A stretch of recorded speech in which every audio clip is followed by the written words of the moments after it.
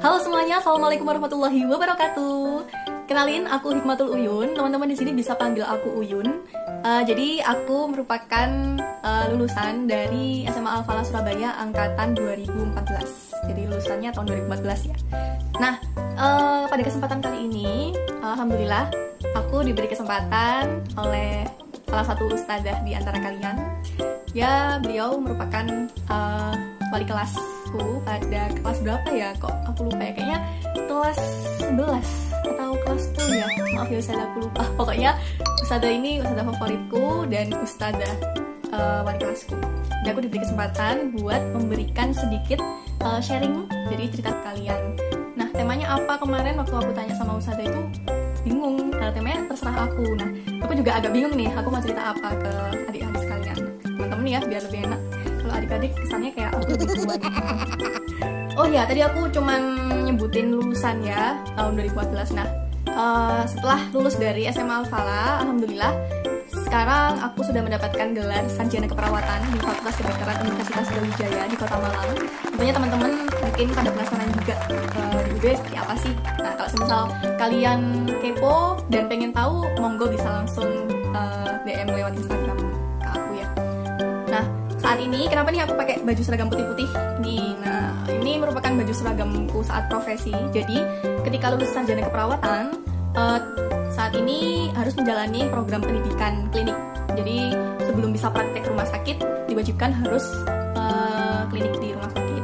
Sama halnya dengan teman-teman dari Fakultas Kedokteran Pendidikan Dokter di jurusan kedokteran, itu mereka juga melakukan pendidikan profesi minimal 2 tahun. Dan kalau di keperawatan itu 1 tahun. Nah, saat ini aku sedang menjalani hal itu. Jadi sebutannya profesi nurse. Kalau di kedokteran namanya koas. Seperti itu bedanya. Tapi aku cuma 1 tahun aja. Jadi untuk berhubung gak ada tema, jadi aku ini ceritanya tentang kisahku yang dulu aja ya. Jadi apa ya? Mungkin pengalaman ini bisa dibuat pelajaran buat teman-teman sekalian, karena pengalamanku juga menjadi pelajaran buat aku juga. Nah, aku mulainya mungkin dari SMP. Jadi aku sejak SMP kelas 9 atau kelas 3 itu aku sering banget yang namanya penasaran sama yang namanya jualan. Nah, waktu kelas 9 akhirnya aku memutuskan untuk jualan. Nah, jualan apa? Itu jualan kue. Jadi jualan kue yang cuman 2.000, 3.000-an itu, yang apa ya, itu nggak ada mereknya, pokoknya aku jualan. Dan itu aku keliling-keliling kelas, dan dari situ aku bisa mendapatkan keuntungan yang mungkin pada zamannya itu nggak seberapa lah ya, kalau misalnya dihitung sekarang itu nggak seberapa, cuman dari situ aku mendapatkan kepuasan tersendiri. Jadi dari sini pelajaran pertama, ketika aku mencoba berjualan, aku mendapatkan kepuasan tersendiri, dan akhirnya aku kecanduan. Nah, karena kecanduan tadi, akhirnya aku memutuskan untuk membuat online shop atau all shop di Facebook pada saat aku awal kali SMA. Dan itu aku jualannya itu apa ya, barangnya itu campur-campur gitu loh. Pokoknya itu barang-barang import dari Cina, kayak tumbler yang bisa dilipat-lipat, terus kipas elektrik, terus apa ya, kayak aksesoris-aksesoris. Jadi semuanya all about girls gitu aku jualin. Dan alhasil itu sempet sih kayak awalnya rame, terus akhirnya apa namanya, kayak ya bangkrut gitulah, karena aku terlalu banyak beli tapi ternyata nggak memperhatikan gimana caranya jualan. Karena itu emang apa ya, awal mula aku punya online shop, jadi nyoba-nyoba.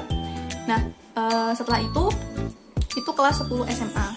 Setelah itu aku coba cari ide lain, dan kebetulan waktu itu aku tinggal di daerah Tropodo, Waru Tropodo. Kalau semisal kalian tahu daerah sana kan pasti banyak orang jualan kue basah.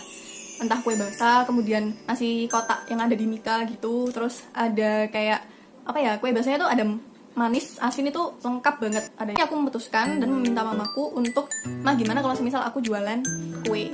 Jadi jualan kue. Nah, berhubung di SMA Al-Falah kan kelasnya cuma dikit ya, jadi aku jualan kuenya nggak perlu keliling kayak yang di SMP itu. Waktu SMP aku keliling ke beberapa kelas, ke adik kelas yang aku kenal, ke teman-teman yang aku kenal. Itu aku keliling, terus tiap istirahat aku keliling. Dan di situ aku nggak muncul rasa malu, karena aku niatnya coba-coba, dan itu aku ditemenin temanku juga. Nah, pada saat SMA aku juga berjualan, tapi itu aku nggak keliling, jadi aku cukup letakin di kelas, di pojok kelas belakang. Kemudian tiap pagi mesti ada teman-teman yang nyariin kueku tiap pagi, karena ada beberapa yang mungkin masih belum sarapan. Terus waktu istirahat, karena teman-teman males banget ke kantin bawah, karena dulu kantinnya waktu itu di bawah, entah sekarang kantinnya di mana, karena aku juga belum pernah sowan ke SMA Al-Falah. Selain istirahat, itu waktu isoma sholat duhur. Dan nggak jarang juga teman-teman jajan waktu pelajaran. Jadi kalau emang lagi bener-bener suntuk dan ngantuk, mereka beli jajan di aku di pojokan kalau emang masih ada. Jadi mereka tinggal ngambil, terus tinggal naruh uang. Jadi kayak kantin kejujuran sendiri di dalam kelas, aku bikin kayak gitu sendiri. Nah, tiap pulang aku cuman ngitungin uangnya kurang berapa dan aku selalu teriak, "Rek, siapa yang belum bayar?" Dan itu terngiang sampai kelas 12. Jadi ketika udah lulus dan sempat ketemu sama teman-teman, yang paling diingat dari aku di teman-teman itu martabak, kemudian kue ekler, dan teriakan, "Rek, siapa yang belum bayar?" gitu. Jadi waktu SMA Al-Falah itu menurutku pengalaman yang apa ya? Ini sebenarnya aku jualan awalnya itu nggak niat, jadinya niat. Karena dari keuntungannya itu aku niatkan untuk membantu dari mamaku sendiri, karena kebetulan basicnya aku dari keluarga broken home. Jadi di SMA itu aku sudah nggak sama ayah lagi, aku cuma sama mamaku dan sama 2 adik kembarku di saat itu. Nah, setelah itu waktu kelas 12 itu muncul kebingungan nih. Sebenarnya mulai dari kelas 11 sih. Kebingungan nanti aku pengen jurusan kuliahnya apa ya, kayak gitu. Nah, mungkin teman-teman juga pasti sih sekarang agak dilema pengennya jurusan apa. Terus kayak pengennya jurusannya favorit yang kata orang gengsi banget kalau semisal nggak bisa masuk jurusan ini. Terus apa ya? Akhirnya pada saat kelas 12 aku memilih jurusan teknik industri. Yang pertama itu kedokteran, yang kedua teknik industri, dan yang ketiga itu statistik karena aku waktu itu suka matematika. Jadi aku pilih apa yang aku suka dan apa yang aku bisa waktu itu. Nah, tapi yang teknik industri ini aku milih karena aku mikirnya, oh mungkin ini prospek kerjanya bagus, seperti itu. Nah, dari situ aku sempat mengalami cobaan versi aku itu pada saat itu krisis moneter di keluargaku. Nah, krisis moneter ini membuat aku, yang pertama SPP pada saat di SMA Al-Falah waktu itu aku lupa antara 500 atau 750 ya, ke kisaran segitu. Itu aku sempet yang kesulitan membayar itu. Dan akhirnya kebantu sama hasil jualan kue di kelas. Nah, di sisi lain pada saat kuliah, kalau kuliah kan pasti bayar nih ya. Aku mikirnya oke lah kalau semisal aku bisa masuk, nanti aku bayarnya gimana? Tuh yang pertama. Dan yang kedua, boro-boro masuk, aku pesimis duluan kalau aku nggak bisa kuliah karena aku pasti kalah sama teman-teman negeri yang lain di luar sana. Karena SMA Al-Falah sekolah swasta dan teman-teman negeri di luar sana kebanyakan memang pelajaran non agamanya itu digembleng kan. Kalau menurut aku kalau di SMA Al-Falah itu dia menyeimbangkan kan emang antara pelajaran dunia dan akhiratnya. Nah, kalau di negeri kan benar-benar digembleng tuh pelajaran negerinya, pelajaran non agamanya. Nah, dari situ aku pesimis banget. Dan yang namanya SBMPTN itu soalnya kan sulit-sulit, dan aku juga nggak bisa les waktu itu karena emang nggak ada uang, karena orang tua aku nggak bisa kasih aku uang untuk ikut les. Sempat sih waktu itu kelas 2 SMA aku ikut les di Primagama, jadi bukan GU karena GU lebih mahal dan neutron dan lain-lain itu lebih mahal. Waktu itu di zamanku Primagama itu emang nggak rame kayak yang ada di GO, yang ada di neutron dan LBB lainnya, SSC gitu. Nah, pada saat itu akhirnya pada kelas 3 aku dilesin sama salah satu guru matematika yang ada di Primagama ini. Bener-bener yang alhamdulillah aku dikasih bimbingan itu di deket daerah Menur, aku lupa jalan apa karena aku udah lama nggak ke Surabaya juga. Jadi aku les di sana tiap hari, dapat bimbingan gratis. Waktu itu kan masih nunggu SNMPTN nih. Nah, SNMPTN waktu itu emang sulit banget karena katanya kalau SNMPTN itu kan harus punya link dari SMA-nya ke universitas terkait. Nah, akhirnya SNMPTN aku nggak lolos. Di situ aku makin takut, tapi aku masih tetap yakin aku manfaatin apa yang ada saat itu. Akhirnya pada SBMPTN aku dinyatakan lolos masuk di teknik industri. Nah, motivasi aku waktu itu lolos SBMPTN yang pertama aku pengen kuliah. Entah itu kata guruku waktu itu, terserah pokoknya kamu harus lulus, masalah biaya masuk itu urusan terakhir. Kamu bisa langsung menghadap ke dekanat atau ke rektor atau kemanapun, pokoknya di univ itu nanti bisa kayak negosiasi, kayak kasih keringanan, nah, seperti surat keringanan seperti itu. Nah, akhirnya itu motivasi pertama ya. Nah, yang kedua motivasi aku karena di SMA Al-Falah sendiri kalau aku lihat karena SDM-nya juga sedikit, murid-muridnya sedikit, dan yang lolos dari kakak tingkat ke universitas negeri atau PTN itu juga sangat sedikit menurut aku ya. Jadi di situ motivasi aku gimana caranya aku sebagai lulusan SMA Al-Falah bisa lolos di PTN seperti itu ke Malang. waktu itu aku ngekos dan mikir lagi gimana caranya aku dapat biaya buat kuliah. Nah, saat di Malang aku ditawari sama salah satu keluarga jauh itu untuk bekerja di kantor akuntan publik dan kantor jasa penilai publik. Jadi aku diletakkan di bagian administrasi pada saat itu. Dan alhamdulillah aku berjalan hampir 1 tahun bekerja di situ dan menghasilkan gaji dari 500 hingga 1,5 juta. Nah, dari situ uangnya buat aku kehidupan sehari-hari, kemudian buat kuliah. Bahkan waktu itu mama dan adik-adikku pindah ke Malang juga. Jadi sempat hasil dari gaji itu buat kebutuhan sehari-hari, semisal bayar listrik atau isi bayar air PDAM seperti itu, dan itu lumayan banget. Nah, setelah aku keterima di teknik industri, setelah aku menjalani 1 semester, aku merasa aku nggak mampu di sini. Jadi ini bukan aku banget. Jadi itu apa ya, kayak ya kesiksa gitu belajar di situ. Dan aku tipikal orang yang kalau emang aku nggak suka, aku bakal sulit untuk survive. Jadi aku memutuskan untuk pindah jurusan lagi, aku SBMPTN lagi, dan entah kenapa aku nggak takut untuk nggak lolos. Jadi waktu itu aku bener-bener yang SBMPTN murni tanpa les. Jadi aku cuma belajar mandiri. Aku SBMPTN lagi dan waktu itu aku milih kedokteran, kemudian ilmu gizi, kemudian yang ketiga ilmu keperawatan, dan alhamdulillah aku keterima di pilihan ketiga ini, ilmu keperawatan. Sampai saat ini aku udah lulus dan dapat gelar sarjana keperawatan. Nah, setelah aku pindah, karena ini fakultas kedokteran dan semua jurusan di fakultas kedokteran ini kuliahnya tuh full. Jadi kayak full day school dari pagi sampai sore, belum malamnya nugas lagi. Jadi aku nggak bisa nyambi di kantor salah satu keluargaku itu tadi. Nah, akhirnya aku memutuskan untuk resign, terpaksa ini resign, dan aku optimis lagi cari uang gimana caranya, yaitu dengan jadi guru les privat. Jadi setiap aku pulang les itu sekitar jam 3:30 atau jam 3 itu pulang. Lesnya tiap pertemuan itu 1,5 jam. Jadi aku sore terus break sholat maghrib di jalan, aku lanjut ngelesin lagi. Jadi tiap hari itu aku ngelesin 2 kali pertemuan, entah itu per pertemuannya ada 1 orang atau ada 3-4 orang.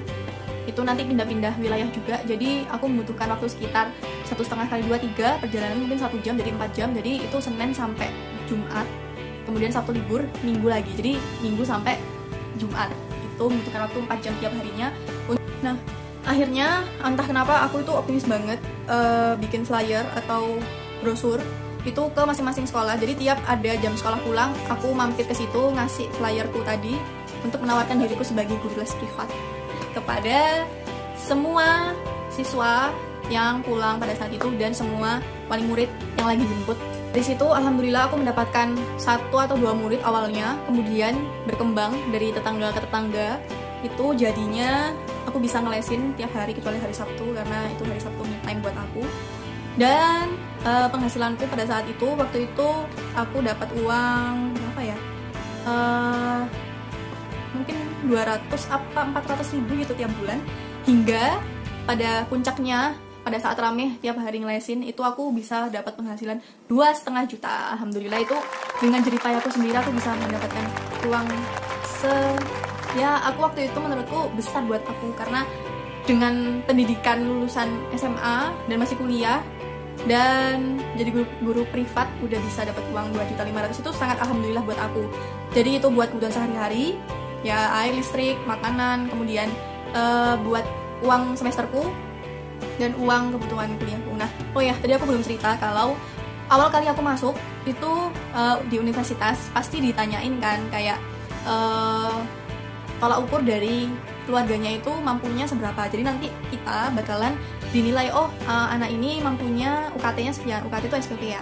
SPP-nya sekian per semesternya. Dan asal kalian tahu ya teman-teman, SPP ku ini cuma 500.000. 500.000 itu bukan tiap bulan loh ya, tapi tiap semester. Tiap 6 bulan aku SPP-nya 500.000.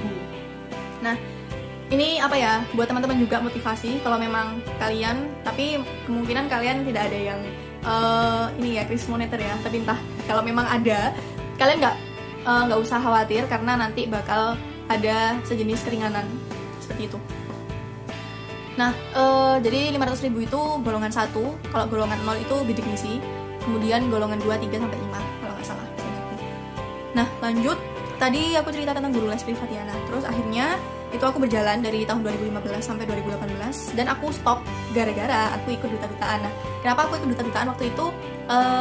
Aku pengen punya link karena menurutku dengan capability yang kita punya kemampuan nih, tapi kita nggak punya teman banyak, itu menurut aku masih kurang untuk meng-create, mengeksplor lagi diri kita ini seperti apa. Jadi waktu itu memang aku masih mencari-cari jati diri aku seperti apa, dan ya itu mungkin dari SMA juga teman-teman sekarang juga masih cari jati diri kalian seperti apa, dan itu berlanjut sampai kuliah. Nah, kemudian setelah aku ikut duta-dutaan dari duta kampus, kemudian duta Hijab dan Malang, itu aku mendapatkan benefit. Ya memang benefitnya aku mendapatkan link baru, teman baru, kemudian link instansi baru, dan di situ aku ingin memanfaatkan bukan memanfaatkan, kayak oh ini nanti bakalan bermanfaat nih buat aku ke depannya, entah di saat aku membutuhkan pekerjaan atau setelah aku lulus, seperti itu. Dan kemudian aku stop karena memang nggak sempet, karena waktu itu aku masih aktif himpunan, kemudian aktif ikut DPM di kampus seperti itu, dan pada akhirnya aku ikut duta-dutaan. Setelah ikut duta-dutaan, aku beralih lagi untuk akhirnya aku muter lagi gimana caranya aku bisa ngasilin duit. Jadi yang namanya jualan minuman, aku pernah waktu SBMPTN aku jualan minuman 200 cup aku taruh, jadi kayak kantin kejujuran gitu. Jadi waktu itu keuntungan sehari apa 2 hari ya, pokoknya 500.000 keuntungan seharinya, sampai aku bisa beli HP sendiri. Jadi tiap kali aku pengen sesuatu, aku berusaha dan aku bisa dapetin itu lewat upaya aku sendiri ya. Nah, setelah itu aku menjelang lulus, hingga lulus pun akhirnya aku buka online shop lagi, itu berupa reseller kue. Kalau reseller kue itu kue kering, itu dari tahun 2015 sih, dari awal kuliah. Lupa ya tadi jelasinnya, saking banyaknya cari uang itu dari mana aja aku. Nah, dari online shop reseller kue itu dari tahun 2015 itu aku udah mulai juga, tapi jalannya cuma tiap Ramadan aja. Dan itu penghasilannya juga keuntungannya awalnya 500, kemudian bisa sampai 1 juta, bahkan waktu itu sempat 2 juta. Jadi waktu itu aku benar-benar yang gimana caranya nyari uang, oke jualan. Jadi masih belum ada kekonsistenan aku untuk berjualan apa, karena memang pada saat itu kondisiku nggak bisa ada modal, bisa aku cuma jadi reseller dan menjualkan produk orang seperti itu.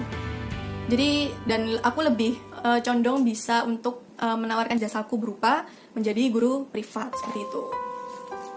Nah, sampai sekarang aku lulus itu, sebelum lulus pun juga udah mau lulus itu aku sering ikut diajakin jadi MC, kemudian sekarang juga makeup artist, tapi ini masih mulai-mulai ya, mohon doain juga buat teman-teman. Jadi aku pengen menggeluti di dunia makeup. Nanti setelah aku lulus profesi, aku pengen bikin bisnis, ngembangin bisnis makeup artist dulu, seperti itu. Nah, setelah itu sekarang profesi aku udah jalan setengah tahun lebih, dan karena masa pandemi sekarang aku masih stuck, jadi masih daring online juga seperti kalian di rumah, jadi kayak kuliah lagi bukan praktek klinik. Nah, jadinya ketunda lagi lulusku kapan, aku masih belum tahu, padahal aku udah kayak harus segera bekerja karena adik-adikku sudah mau SMA. Nah, sedikit cerita barusan, kayaknya nggak sedikit ya, banyak ya, dan jelimet, maaf ya, karena aku udah jarang banget skill communication di depan orang itu udah jarang, jadi MC udah jarang karena profesi tadi udah hampir setengah tahun jarang jadi MC juga. Terus ini tiba-tiba disuruh bikin video, jadi mungkin mohon maaf kalau semisal ceritaku alurnya maju mundur, loncat-loncat, dan gaya bahasanya juga jelek. Maaf ya. Jadi aku pengen kasih pesan aja ke teman-teman, bahwa ketika kita sedang menginginkan sesuatu, ketika kita sedang menargetkan sesuatu, oke, kita pengen A nih, kita pengen A. Gimana caranya kita bisa dapetin A ini? Nah, kalau aku sendiri itu tipikal orangnya bikin selain bikin target, bikin plan. Nah, plan ini kan merupakan step by step how to get target. Gitu. Bagaimana kita mendapatkan target itu, dan dari step by step itu kita tulis.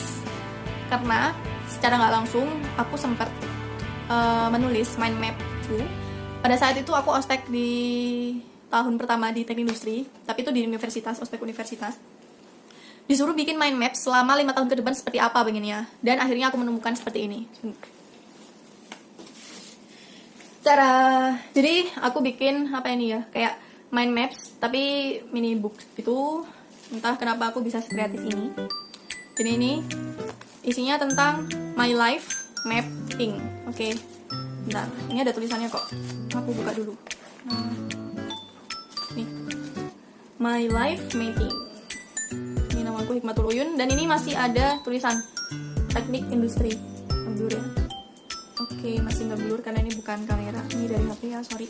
Terus di dalamnya yang pertama di sini aku nggak tahu, ini aku lupa. Oh ya.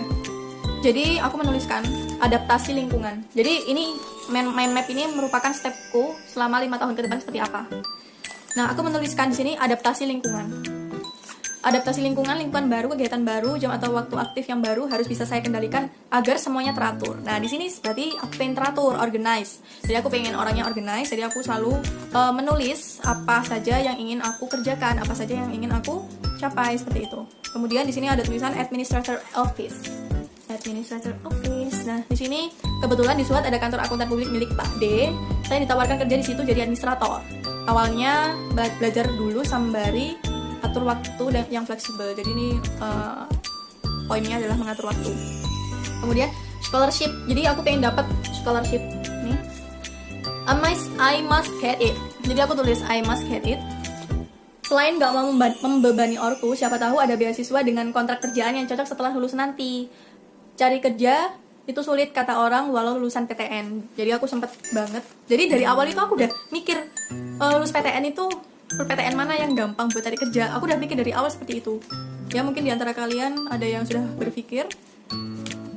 Kemudian scholarship. Dan alhamdulillah dari aku zaman teknik yang cuman kuliah 1 tahun sampai di ilmu keperawatan, aku mendapatkan beasiswa dari apa ya, pokoknya aku lupa namanya, badan apa gitu. Pokoknya aku selalu mendapatkan uang tiap bulannya dan itu cairnya bisa per 6 bulan seperti itu. Aku mendapatkan beasiswa itu dan beasiswa itu aku ikutnya juga tesnya berkali-kali. Entah beasiswa A aku ikut, beasiswa B aku ikut, beasiswa C aku ikut. Nah, ada juga yang ditolak, ada yang diterima, dan yang diterima juga cuma 1 aja karena masing-masing mahasiswa cuman boleh 1 scholarship. Kemudian ada private course. Jadi di sini guru private dari SMA saya pengen banget buat ngelesi private. Ya, anak SD dulu aja atau SMP, mapel khususnya sih matematika. Oke, jadi waktu aku jadi guru les privat itu aku MIPA sama bahasa. Jadi untuk bahasa untuk UNAS. Dan ini aku tulis sebelum aku jadi guru les privat. Jadi asal teman-teman tahu semua, yang aku tulis ini khususnya yang ini ya. Kalau yang ini kan emang aku udah ditawarin kerja. Jadi ini aku belum tahu aku bakalan emang mau jadi guru les privat atau enggak. Dan ternyata alhamdulillah aku bisa jadi guru les privat seperti itu. Kemudian UKM itu unit kegiatan mahasiswa, unit kreativitas mahasiswa, sorry. Nah dari sini aku nulisnya KTM, karya tulis mahasiswa. Dari SMA suka banget bikin dan ikut lomba karya tulis. Suka bikin ide dan eksperimen sih, nggak terlalu suka nulisnya. Sekarang pengen ikut UKM karya tulis mahasiswa kalau ada waktu. Nah kebetulan emang aku waktu itu nggak ada waktu karena udah sibuk kuliah, terus cari uang, kemudian himpunan dan DPM juga. Jadi aku memang nggak ikut UKM, KTM atau karya tulis mahasiswa dan sejenisnya. Tapi aku alhamdulillah lumayan sering ikut kayak lomba karya tulis, lomba poster ilmiah seperti itu. Dan itu banyak banget di universitas nanti bakal kalian temui lomba-lomba yang sifatnya ilmiah maupun non ilmiah. Jadi itu terserah kalian prefernya kemana. Terus passionnya itu kemana arahnya, itu ini aja diasah terus aja. Barangkali emang rezeki kalian bakal di situ, entah itu rezeki uang atau rezeki ilmu, itu kan banyak bisa kalian dapetin terus. Kemudian aku nulis nih, gak jadi ngantor. Kalau gak jadi ngantor pengen banget sih ikut BEM universitas. Nah alhamdulillah walaupun aku bukan ikut BEM tapi aku ikut himpunan. Jadi himpunan itu OSISnya jurusan, kalau BEM itu OSISnya fakultas. Fakultas itu fakultas terdiri dari beberapa jurusan seperti itu ya. Jadi aku ikut himpunan. Dan ini sekali lagi ya, aku belum kejadian. Ini aku nulisnya pada saat aku masih ospek, belum jadi mahasiswa, masih maba ini. Dan maba teknik, bukan maba fakultas kedokteran. Kemudian aku nulisnya business woman. Nah sini, business woman. SMA dulu saya juga suka jualan kue basah, aksesoris. Ntar waktu kuliah pengen bisnis lagi aja. Oke. Dan kejadian aku sering jualan ini itu. Kemudian upgrade IP. Mungkin nggak ya, IP nggak boleh turun, harus meningkat dan cum laude pasti dan harus bisa. Ini alhamdulillah IP ku emang nggak cum laude, tapi di atas rata-rata setidaknya. Dan itu memang perjuangan banget antara membagi waktu untuk mencari uang dan akademik. Tapi tetap ya teman-teman, nanti kalau misal kalian udah kuliah, nomor satu itu tetap akademik. Tapi gimana caranya kalian ngatur waktu itu kreativitas kalian. Kemudian guru ngaji. Nah ini sangat subhanallah sekali ya, aku menuliskan menjadi guru ngaji. Sudah punya sertifikat guru mengaji, jadi kalau gak dimanfaatkan jadi sia-sia. Pengennya ngajak anak jalanan mengaji juga, gak hanya anak-anak TPA TPQ. Entah ya kenapa tulisanku di sini nih kayak bener-bener yang this is my dreams. Tapi kayak aku masih anak SD yang cita-citanya banyak banget seperti itu ya. Tapi pada saat itu aku emang gak jadi guru ngaji sih. Cuman ya udah, pokoknya beberapa di antara ini kejadian. Kemudian kontes. Sering-sering ikut event, lomba karya tulis, dan sejenis lomba intelektual dan kecantikan. Dulu pernah jadi Putri Muslimah Surabaya 2013 dan mimpi saya ikut Putri Muslimah Indonesia. Oke, alhamdulillah, walaupun memang saya belum kesempatan untuk mengikuti Putri Muslimah Indonesia, tapi saya bisa masuk ke beberapa duta-duta seperti duta kampus, kemudian duta hijab dan Malang. Nah, mungkin kalian kalau memang passionnya ada di dunia pageant juga kalian bisa coba. Pasti itu, mungkin kalian cari tahu dulu. Kalau misal mau tanya-tanya bisa langsung di Instagramku, nggak apa-apa. Kemudian memikirkan ide untuk skripsi. Ya ampun, ini masih semester awal udah bikin skripsi ya. Entah ya kenapa aku tuh, nah dari sini kalian bisa lihat kan, aku orangnya terplanning, kayak semua itu harus ditata, semua harus diplan, karena aku pengennya teratur dan jangan sampai apa ya, meminimalisir kegagalan seperti itu. Ketika aku gagal, setidaknya aku nggak gagal banget gitu loh, seperti itu teman-teman. Kemudian apa ini ya, begitulah pokoknya tulisannya tentang motivasi dan aku pengennya apa. Dan alhamdulillah seperti yang barusan aku ceritakan, semua yang ada di sini itu terwujud teman-teman. Percaya atau tidak, kalau semisal kalian pengen lakuin seperti ini, bisa banget kok. Mungkin aku juga pengen kasih ini kali ya, giveaway ke kalian. Hadiahnya apa? Bebas, terserah, aku rahasia. Ya, hadiahnya apa? Rahasia. Tapi kalau semisal kalian minat, boleh kalian bikin live mapping. Entah kalian bikin video atau foto atau poster atau apa ya, terserah mau poster manual ataupun yang mau bikin di Photoshop atau Corel, terserah. Nanti kalian bisa upload di Instagram. This is my live mapping for 5 years later. Mungkin nanti bisa tag ke aku di Instagramku, nanti aku tulis ya di sini. Nah, aku kasih kesimpulan lagi ya. Jadi saran aku yang pertama, untuk mencapai sesuatu kalian harus cari tahu terlebih dahulu trik dan passion kalian itu seperti apa. Yang pertama, passion. Nah, passion itu sesuatu yang pengen kamu capai, sesuatu yang pengen teman-teman capai, kemudian hobi atau kemampuan, hal yang sering dilakukan, atau bahkan hal yang jarang tapi yang kalian pengen, seperti itu, passion. Kemudian jangan lupa konsultasikan passion kalian ke orang yang lebih berpengalaman, oke? Orang yang lebih berpengalaman itu konsultasiin. Kemudian gak usah gengsi. Nah ini hubungannya sama entah milih universitas, jurusan atau apa, gak usah gengsi, terserah. Itu pilihan kalian, mau masuk PTN atau PTS, jurusan A, B, C, from A to Z. Itu hak kalian, karena masing-masing jurusan itu memiliki keunikan tersendiri. Dan saya menyadari bahwa belum tentu kalian lulusan di jurusan yang peminatnya itu banyak, belum tentu kalian itu kerjaannya juga gampang gitu loh. Jadi ini informasi ya buat temen-temen yang masih SMA, adik-adik. Jadi belum tentu yang PTN atau PTS kemudian mempengaruhi kalian bekerja. Ya mungkin ada pengaruhnya sedikit sih di segi kalian univ mana seperti itu. Tapi dari segi kemampuan kalian itu lebih diutamakan pada saat kalian ada job interview seperti itu.